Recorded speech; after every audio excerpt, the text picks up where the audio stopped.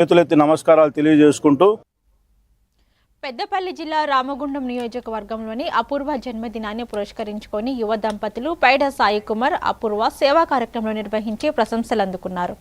Liver క్యాన్సర్తో బాధపడుతున్న చిన్నారికి 5,000 ఆర్థిక సహాయం అందజేయడంతో పాటు విద్యార్థులకు వాటర్ బాటిల్ పంపిణీ చేసి ఎన్టీపీసీ సాయి సేవా సమితితో చిన్నారులకు అన్నప్రసాదం అందించారు.